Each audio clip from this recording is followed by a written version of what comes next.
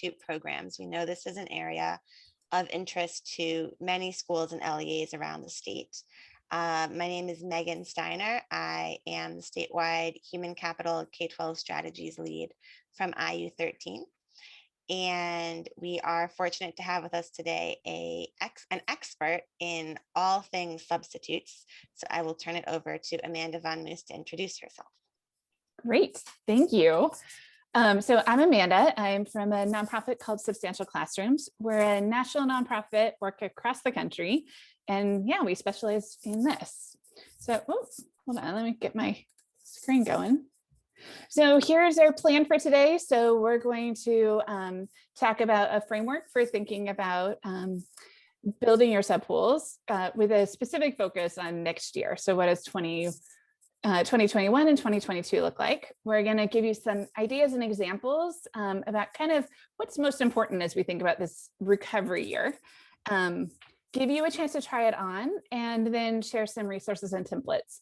We did make a private page for the workshop materials. So if you wanted to find the PowerPoint deck or some of the other things that we have in the resource section, you can go to that website. So it's our website, substantialclassrooms.org, and then that /PA-May-2021. And it's just available to you guys, people participating in this workshop. So again, Substantial, we are a national nonprofit. We are on a mission to unlock the potential of substitute teaching. We partner with districts and states in kind of three areas. We work on HR strategy and capacity building around specifically substitute teachers and what happens when teachers are absent. We work on school level best practices. So how do schools welcome subs? And then kind of our newest area of work is sub PD. So we have a competency-based course and collaboration platform called SubSchool, where we do PD with subs. So I think this kind of goes without saying, but I will say it because we're here. Subs are really essential to recovery.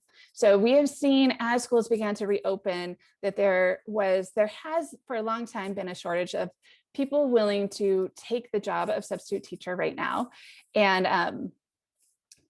And we see that as schools began reopening and we began entering into what we're thinking of as the next phase or the recovery of the pandemic, that we actually really need subs. We need subs to keep our doors open.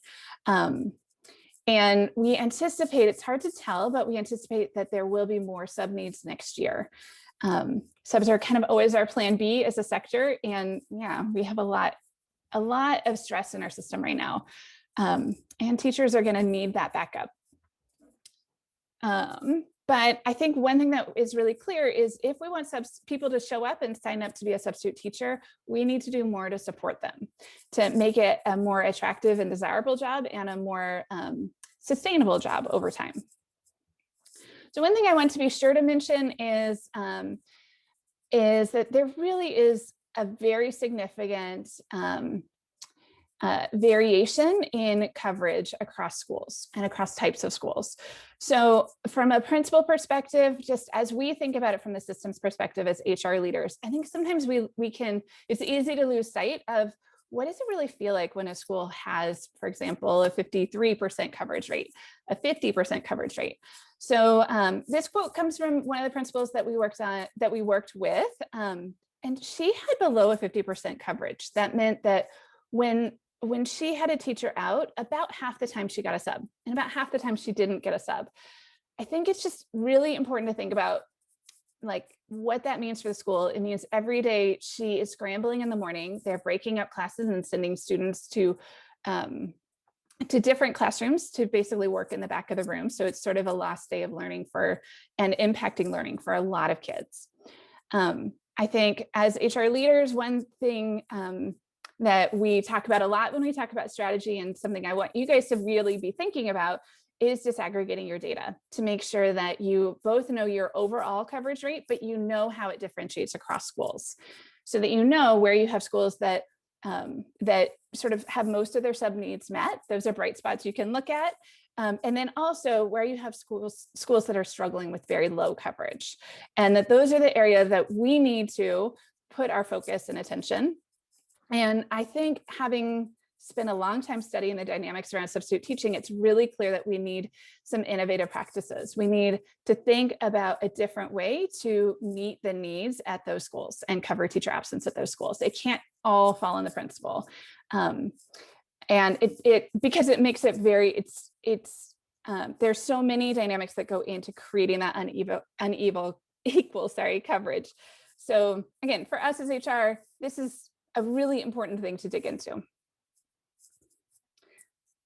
So I wanted to share a few data points to get us started and grounded. Ed Week actually did a white paper last summer that started to look at how is COVID impacting substitute teaching. So one question they asked is, what do you do to recruit and retain subs? What are your strategies?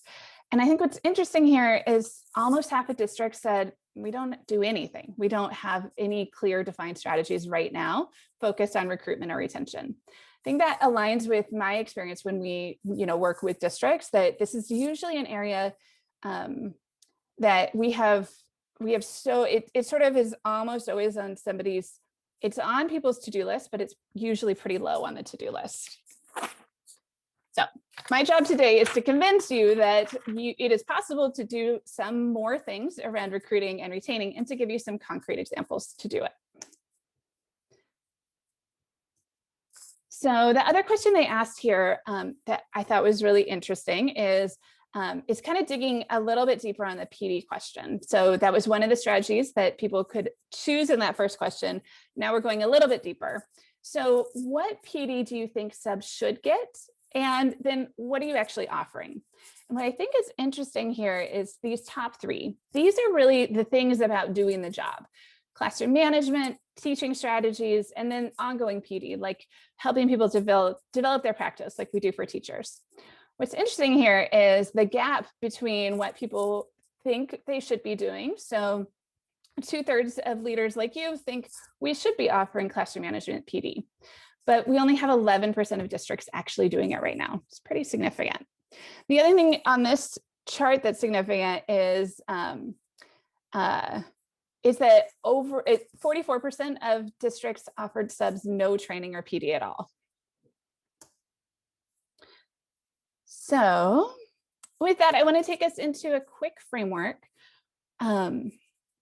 But to root us, what we really need to think about is, how do we make substitute teaching a job that is desirable and sustainable? So this is our overarching question, really, for all of our work around building our pool. How do we make it a job that is desirable and sustainable? So we created a really simple framework that I wanted to offer. And we made it simple to try to make it memorable for you. So we think that when you're building your pool, you should think about design, recruit, and retain subs. Here's what those categories mean. So design is thinking about, what's this job? And it might be that it's actually more than one job. Think about things like, what's the rate of pay? What's the work location, the hours, the duties? How does it fit into what we're trying to do as a district? How do we think about equity across schools? Then in recruit, how do I find people to do this job? This is about marketing, the application process, your onboarding process. And then retention, how do I keep people in this job? And these are areas like satisfaction, sustainability, skill development, connection. So when I talk to HR leaders, this is what I find usually is we spend most of our time thinking about recruitment. And this is definitely what I get asked the most about, is thinking about recruitment questions. But the thing is, if we only focus on recruitment and we don't think about the design of the job and the retention strategies, what we end up doing is just having a revolving door. And it over time is harder and harder for us to keep up with that revolving door. And it impacts our students and teachers, that you get less consistency, and and that makes it harder for everyone. So what we want to suggest is that you really focus on balance. So to build a healthy pool, balance your time between all three of these key areas. And I think each time you find your brain going to recruitment, pull it back to say, how can I make this a more attractive job? And how can I help the people who are in it right now stay in it? One common strategy that we see is often people will have a big enough pool, but their subs only, like, they have a lot of subs not working very many days. So again, thinking about the recruitment and engagement strategies, it might be that that's what you need to do instead of putting all your time towards recruitment. Instead, you might need to think about, how do I get my current subs to want to work more?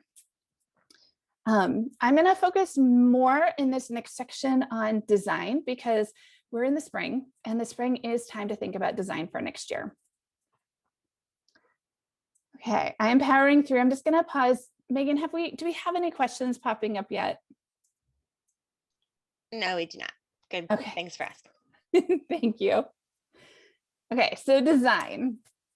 So one thing I wanted to mention is we have seen through the pandemic and the early recovery that lots and lots of places are responding to a shortage of substitute teachers by increasing pay and often also reducing the minimum qualifications. So this is fantastic. I think for a long time, we as a sector have been out of alignment with the labor market. We've been underpaying subs, and that's part of what makes it hard to find people willing to do the job. So it is definitely a strong and needed trend nationally.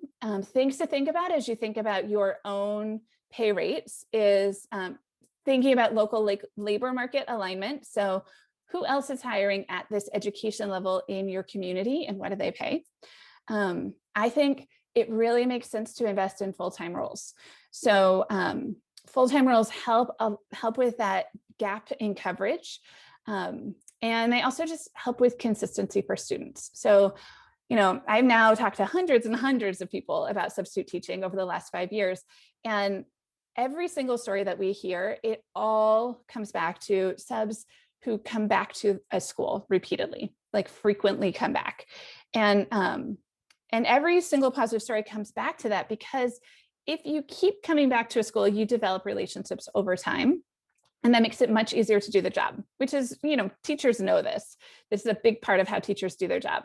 And the same is true for subs, that when they know students' name, when they know how things work on campus, when they know like where to find the bathroom and the best place to park, and that the school entrance is not where the formal address is, but is around the corner, all of these things make for a better day. So that's one reason I think as you are thinking about maybe investing a little bit more around substitute teaching, or you're thinking about what does design look like for this coming year, really think about how do we get subs to be connected to a school community? And one big way to do that is the full-time role. I wanted to also mention that, across the board pay increases they add up for substitute teachers. So it is something that it's a big undertaking to think about increasing pay. I definitely think you should, don't get me wrong. But if that's not possible for your district right now, we've seen some smaller investments that help. So things like appreciation and service recognition gifts. These are borrowing a little bit from the world of volunteer management. So how do we keep people engaged? Things like team gear. So polos and lanyards, these things that make them feel part of your team actually go a long way for substitute teachers, because they're really desperate to feel a part of it. They feel very isolated often. So the more signals we give them that they're part of the team, the better. PD is actually really valued by subs. So supportive PD is something to think about investing in as a recruitment and retention strategy. And then we have some examples across the country of people investing in mentoring. So the most common structure for this is having a retired principal who comes back and their job is to mentor subs in their districts and to be there if people need help. I think it's a very lovely, especially in a smaller district, it's a really lovely strategy. And then the other one's common is drive-through coffee hours right now and things like that give small tokens of appreciation. So as I mentioned, full-time school-based subs is my favorite and strategy, I think, because it really gets at both the equity questions, but it also just makes a better day for everyone. And it makes a more attractive job often. So a full-time school-based sub is just what it sounds like. So they're a full-time person assigned as a sub at that school. And you can look at your data and figure out in most schools, outside of really small schools, there usually is somebody absent almost every day. So there's not that many days where they wouldn't have a sub assignment. But when they don't have a sub assignment, they can also provide things like tutoring, small group support, they can be in the classroom observing how the regular classroom teacher teaches. That helps subs to build their practice. It also helps that relationship development and their credibility with students so that they're much more able to step in and continue instruction. A lot of places, I'm not sure, I'm most familiar with this in California, but a lot of places are experimenting with flexible staffing for this coming year. So we know students are coming back with a range of experiences during the pandemic and a lot of need for differentiating instruction and support. And so I think there are growing movements to say, how do we bring more adults into school to help out and to be able to do that one-on-one support that we know our students are going to need. If you are exploring these, so sometimes that means bringing your after-school staff in during the day, expanding tutoring, those kind of things. Think about, is it possible for those folks to also cover absence? And is it possible maybe for them to go in as a team to cover absence? Again, all of these things help with continuity for students, relationships for students. That, our students have experienced a lot of trauma this year. So the more that we can have known and safe adults in their life, the better. And the other thing I didn't say that I meant to say in that section is that a lot of districts right now do have school-based subs because of the health concerns in the pandemic. So I think this is one change that we should actually, we should keep into next year, and we should add a little bit of design to make it even more impactful. I want to give you a concrete example of this. So I love this program. It's called the Warrior Teaching Fellowship. It is a 1-year full-time school-based sub model, and they do it as an application based, so people will apply to be a fellow, and then they come and they are part of a cohort of other fellows. They meet together once a month. They also do PD in the fall together. And I have that job description for you on the resource page if it's something you wanted to look at. This one in particular is interesting to me because it was developed because they didn't have enough subs. So it was developed as a strategy for recruiting more substitute teachers.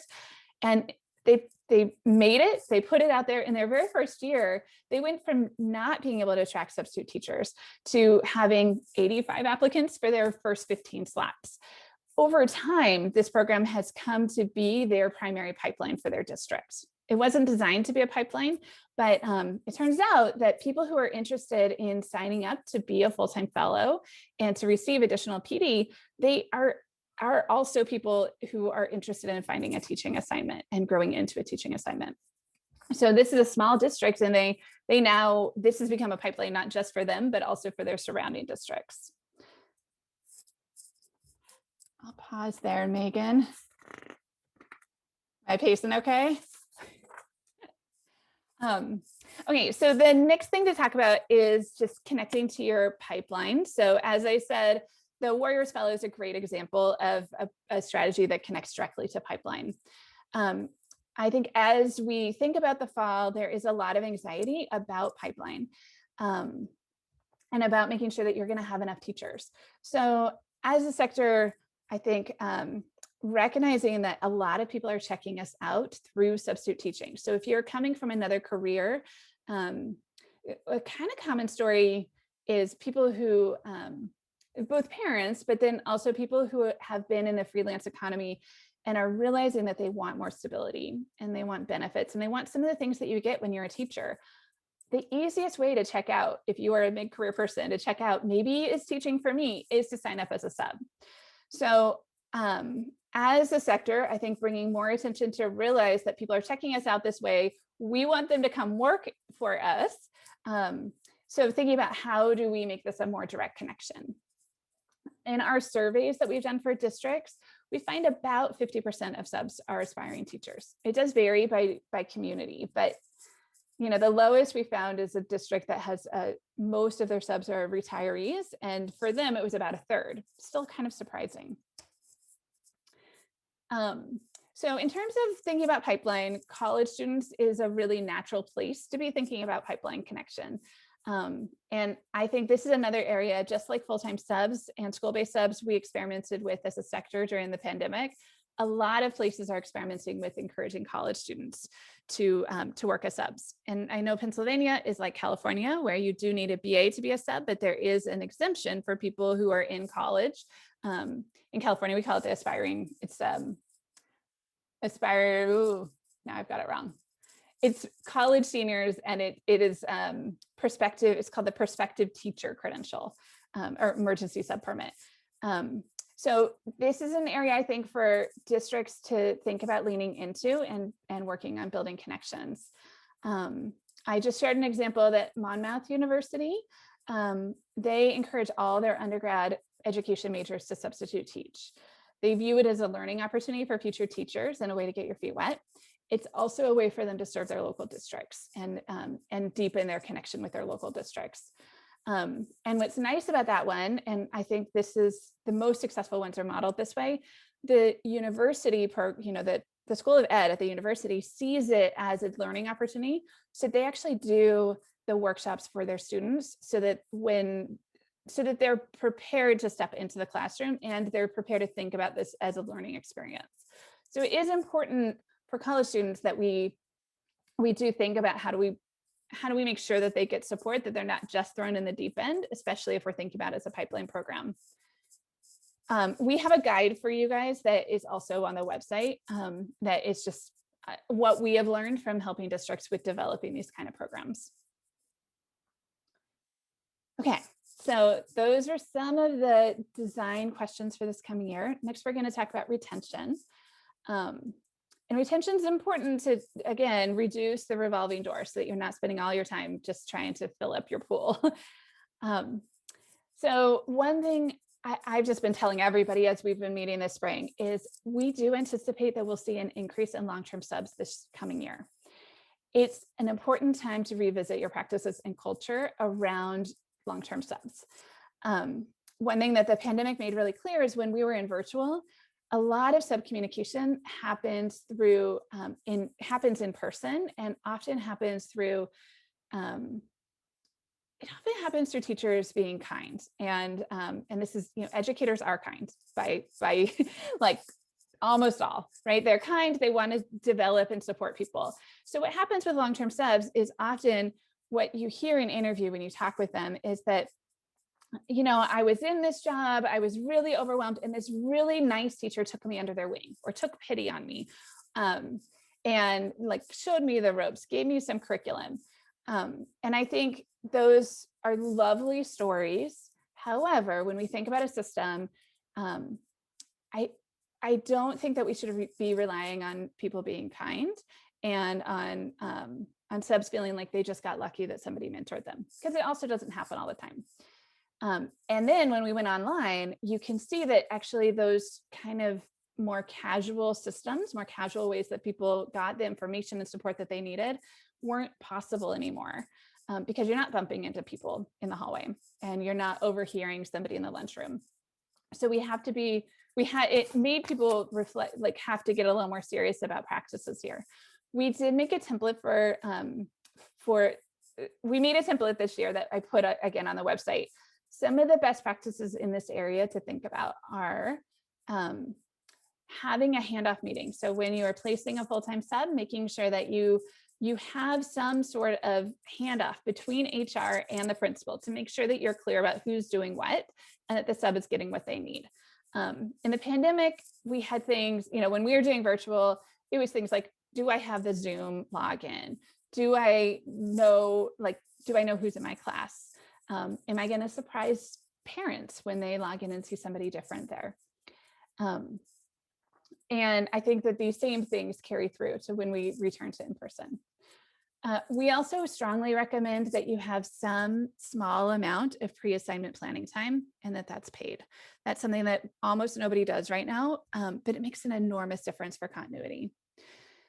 Clarity on the curriculum and grading expectations. This is an area where we sort of, I think, we glossed it over because it really is asking a lot of the sub. And what ends up happening is that it doesn't feel like anybody's job, and and can be a source of a lot of frustration. Again, you want to have that plan for introducing the sub to the families. And we think that sub should be included in teacher PD opportunities. And so getting clarification with the principal on that. So in terms of retention, kind of the most important thing is creating connections and making subs feel like they're a part of what you're getting done, a part of the team and a part of what you as a district are doing to try to support your students and your community. So subs often feel isolated. It's when we interview subs, one of the most clear things that comes forward is this feeling of isolation. So, think about focusing on building connection in two ways. How do we connect people with school communities, and how do we connect people with each other so that they can find support? I've already mentioned formal mentoring is one way that people do this. Sub PD and gatherings, so like celebrations. And I think finding ways to encourage best practices. So things like making sure the sub gets introduced to the school community. These are things that help subs, again, feel less isolated. So less like a visitor on campus and more like part of the team. And the last thing around retention is to invest in quality PD. So I think commonly the PD model for subs is that we do a one and done right when they get hired. And you saw that in the data that we shared at the very beginning. But this one and done is usually less than 4 hours. And it's usually, we show them how to use the assignment system. We talk about how payroll works. Maybe we do mandated reporting and sexual harassment or something like that. Often districts will say, and then we do a half an hour in classroom management. And I think what's important here is to think about how do we support new teachers, and then to let that be our guide in thinking about what does quality PD look like for subs. It probably isn't a half an hour in classroom management because we wouldn't accept that for a teacher. So I think focusing on how do we help people build their practice over time. The other thing that I think is important to know in this area is that substitute teaching is a very unique job. It is not the same as being a teacher, although it's similar.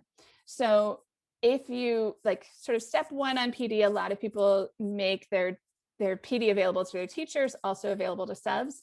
I think to be most supportive, you also need to help subs understand their unique role in education.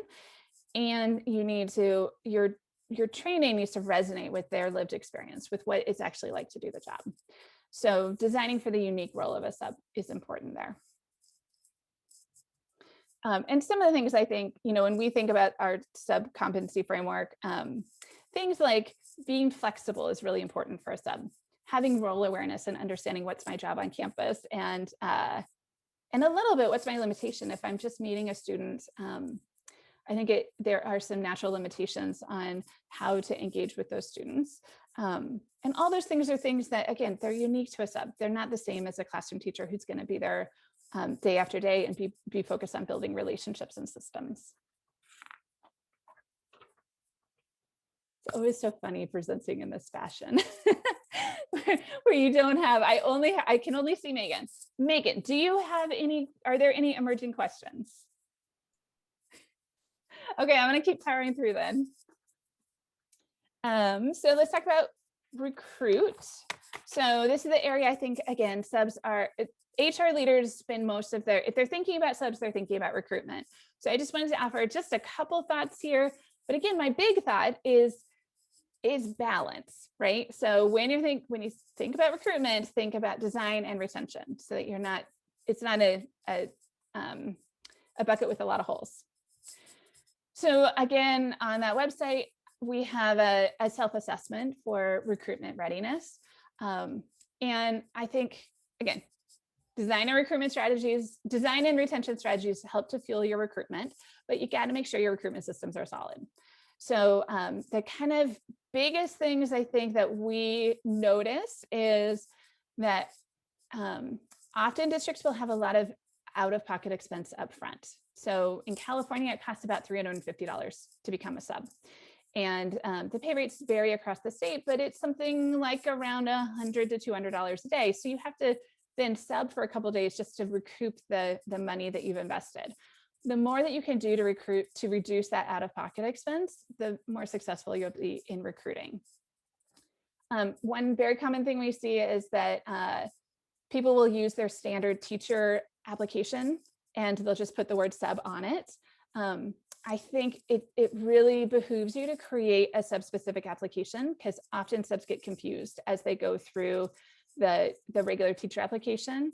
And the regular teacher application asks for a lot more information. You don't need, and you aren't using that much information when you're evaluating a sub. So make it sub-specific. And then the last thing is I think this is a best practice across all of recruitment, but making sure that you have regular communication. When you're recruiting subs, you're recruiting at volume. So making sure that you're really tight and have good systems for how you keep people engaged and moving through. So yeah, again, you can find that self-assessment on the website. A couple recruitment best practices. These are just, again, areas for you to be thinking about. So think about your school community. And these are areas where HR can create some templates for schools to be using. Things like flyers, a PTA blurb, information that your principals might be able to forward out to any community partnerships that they have. I think one next level practice here is offering school tours. So if you are in the community and you are thinking about becoming a sub, we have an open house on this day. Come meet us, we'll give you a tour of the school. This is especially important right now because people are feeling anxious about the safety protocols. So, and anxious about technology because they're often the subpopulation is one that's less comfortable with tech. So tours is a really nice way to sort of meet people and have it feel personal and be able to make it so that when they come to do their first day of subbing, it's not the first time they've been to your school.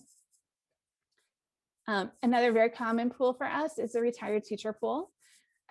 So most districts are doing this already, but if you're not, make sure you build this question into your exit interview. So as people are leaving for retirement, say, would you be interested in being a sub? Can I add you to the sub pool? And you keep them active in your ERP system so you don't have to re-onboard them and set them back up in payroll. Some states, I don't know how this works in Pennsylvania, some states are waiving. There's often a little time that you have to wait before you can sub, before you can earn income again from a school district after you enter retirement. And we've seen in the pandemic, people are waiving that one.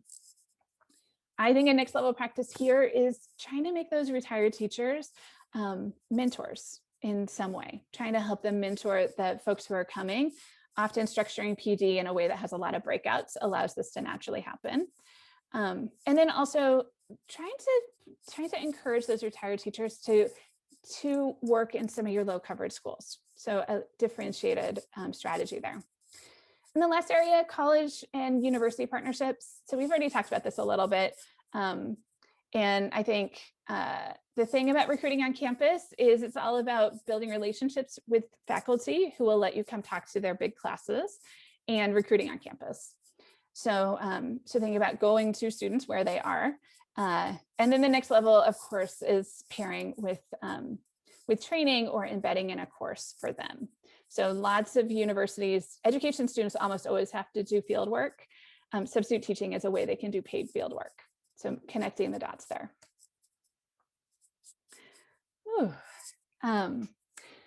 So Megan said to make sure that I told you this one. So one thing that we really strongly encourage when you're thinking about recruitment is to make it story-based.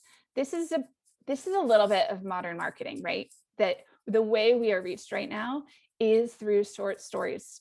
And I think the more that you can highlight actual subs talking about their real experience in your schools, the more people can envision themselves as subs. So that I think like the marketing advice we're getting right now is authenticity is what's most important. It doesn't need to be polished, but it does need to feel real. So help people envision themselves by sharing real stories, interview snippets, people talking about the why of why they enjoy and what keeps them coming back. And that's usually almost always subs will say, I enjoy the flexibility and I like when I get to connect with a student, like that feels meaningful and important to me. And one last example in the world of recruitment is doing so, again, helping people envision themselves in the role. A lot of people, it's intimidating to think about, if I've never worked in education, coming and being a sub. So we want to try to reach those people and to help them, again, envision themselves doing the work and let them know what kind of support they would get doing it. So this is an example of one that we did many years ago now, where it was through the adult school of a district, and it was just becoming a substitute teacher in our county. So it was a day-long PD of like, what does a sub do? Building out sort of some of those core competencies, like how do you introduce yourself to a class? And then the real practical stuff of like, how do you actually apply and what are the requirements? We did it as an experiment. We had no idea what would happen, and it sold out faster than anything else that adult school was offering that I forget what they call them, that 10-week time. And it was a very encouraging experience. Like they showed up and really wanted to learn. And it was primarily retirees who had been like, I've always wanted to be a teacher, but I just didn't know how, and I didn't know I could qualify. So I think it's a little counterintuitive to think that actually offering an unpaid upfront workshop really helps with recruitment. You don't want to make it required. You don't want to you don't want to create more barriers. You want to make it opt-in to help people who want that, who have thought about substitute teaching, but won't be comfortable without some added support. Okay. Pausing one more time. Great. So I'm just gonna now set up this, because we have a smaller group, we're not gonna do the breakouts today. So you'll see it on the slide as a breakout, but I'm just gonna talk about it as an individual exercise. So we wanted to give you a chance to try out some of the ideas that we're talking about, try out that design, recruit, retain framework. So what we're gonna do is I'm gonna show you 3 what we call personas, like 3 examples of people you might want to reach, types of people you might want to reach. And you're going to have some time to then think about, if I was trying to reach that specific person, how would I approach it in terms of design, recruit, and retain? And then we'll have a little, I think, moment of debrief, and then think about a small step, right?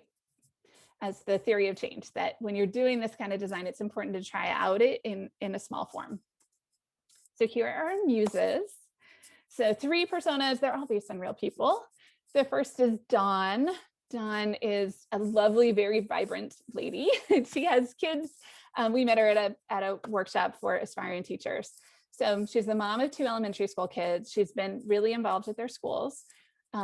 She is a personal trainer and rock climbing instructor who's really good at that, but that doesn't offer very much stability. And especially as she's getting older, she's realizing she wants to feel like she's making progress in her career. She wants to feel like she's going to have a retirement and benefits and that kind of stuff.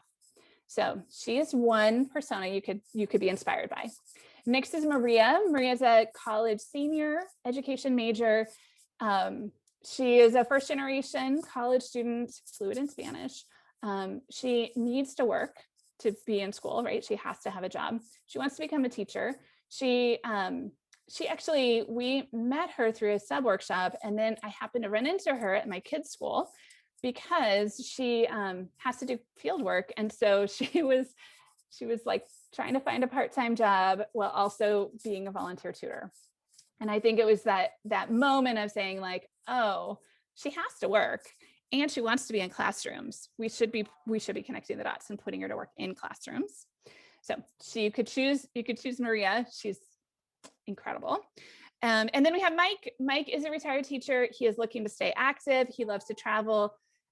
He has a boat, so he travels for 6-week periods during the year where he goes cruising. I think he goes to Hawaii. But he also really is feeling like he wants to be connected to the community that he had when he was teaching. So Mike could also be your inspiration. So what we're going to do now is we're going to skip the group breakout. So we're just going to do this quick, right? So take any blank piece of paper And you're going to write your Muses name at the top. I'll bring those back in a second. And then I want you to create 3 areas in your page: design, recruit, and retain. So in the design area, think about what is this person looking for? What would be attractive to them? If you were designing a job just for them, how might you structure it? In recruit, where does this person hang out? How might I meet this person? And what kinds of things would they need to feel comfortable stepping into that job that I've just imagined for them? And then in retain, what kinds of PD and support would they want and need? So we're going to have 3 minutes on this quick write, and I'll bring back our Muses. And I'm going to mute myself. I hope that this exercise helps you to kind of expand how you're thinking about what this job might look like. And you guys will have the slides after. So I think this is a great thing to do with your team, is really think about this again. If I'm picking somebody and going deep, or picking a kind of sub and going deep, what do I think about design, recruit, and retain? And think about this a little bit as a brainstorming, so that if you pick different people or different types of people to be your inspiration, it's going to lead you down different paths. And eventually you might find one path that you're like, this really fits my district. This really fits what we need. So I'm curious, Megan, Aaron, Andrew, as you did that, did you have any ahas or things that came up as you thought about what would be attractive to your muse?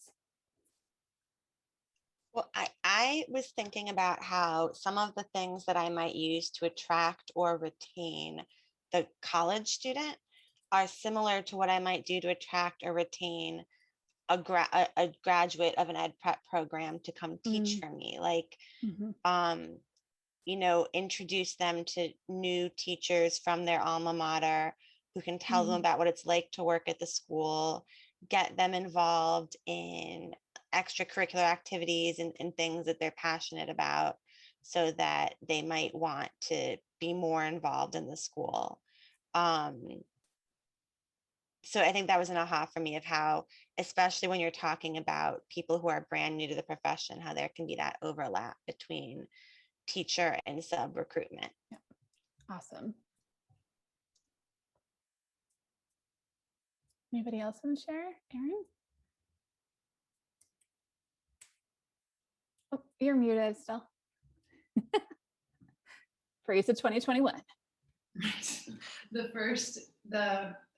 The mother, the first one, and even the last one, just how much helping to, just how the workplace environment probably would have affected their recruitment, if they, and retaining them. Like if they felt like they were part of the school community, if there was meaningful work for them to do on a regular basis, that would probably impact, and that they felt like they had a support system over there, that would probably impact both recruitment and retaining of those people, because that's part of what they're looking for, is this, I want to do better for my community, I want to stay involved, I want to stay engaged. And so those little tiny workplace environment things could have made a big difference. Awesome. Anybody else want to share?